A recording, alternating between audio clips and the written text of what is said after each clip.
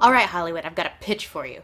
It's this guy, and he's a jerk, and through some magical realism scenario, forcing him to view the world through a different lens, he becomes less of a jerk. And also, he's an ad exec. That's not overdone, is it? What Women Want is a simple-minded romantic comedy starring Mel Gibson and Helen Hunt.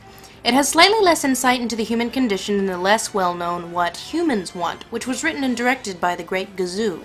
I've noticed a strange proliferation in the number of movies with protagonists who are ad execs since the year 2000.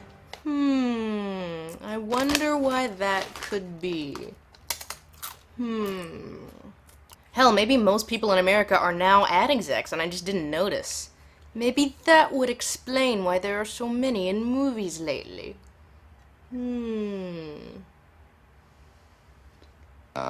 Nike? They want to empower women. Especially the 12-year-old Indonesian women that made those shoes.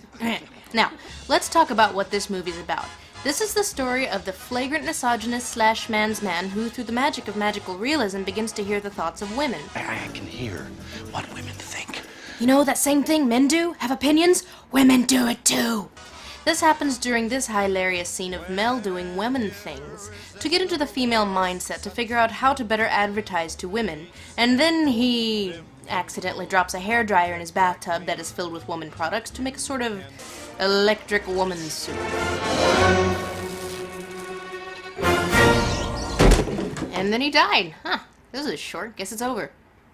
And Family Matters is starting.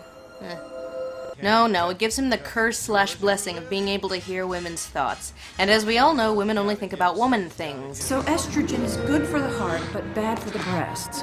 Dating. Only get them to listen to what I say. Whether they're fat. 2 slices of toast, 150 calories, plus a tab and a half of butter. Makeup. You got the dress, treat yourself to lipstick. Pooping. Monsieur, I need to poop. Well, except these two. That's it? Do they not have thoughts? Or are they secretly men? Yeah, we're never going to address that. Now, whether or not it's a logical fallacy to assume that women think differently from men is a passionately and oft-debated pile of stupid, and frankly, I'm not going to go there. That said, my problems with this movie are partially on a woman level, but mostly on its just complete lack of understanding of how people think. I know, surprise, right? Lots of weak-ass subplots in support of the thesis that if Mel understands women, he'll see them as human, and weak-ass characters. And though it is bad, I don't feel like that should be a given based on the premise, and the fact that this film is based on broad generalizations about gender. You know who has penis envy? We do. That's why we cheat and screw up and lie. Because no woman has ever cheated or lied. That sort of thing. I liked this movie a lot more the first time they made it, when it starred Bill Murray, and was called Groundhog Day. Rather than hearing women's thoughts, though, Bill Murray's character Phil keeps waking up on the same day in a town he doesn't like. The two movies have very similar arcs. Initially he's horrified, then he realizes that it's awesome. They both have a subplot with a disposable sex interest. Oh, Phil. The burden starts to become too heavy, existential despair, suicide attempt, etc.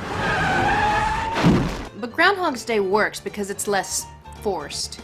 You see his despair build, you believe his repeated suicide attempts, his reaction to simply not being able to escape.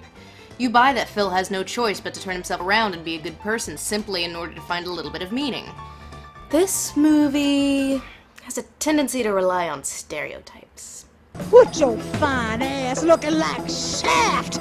Black people things! And you know I'm a total bigot and I'm all about generalization, but even I don't buy this. Bill Murray is a jerk and an egotist and a little bit of a misogynist, but he's not a cartoon character who has weird, forced personality traits dumped on him to prove a point.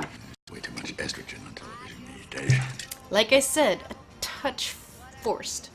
I buy that Mel's a misogynist. We got plenty of those.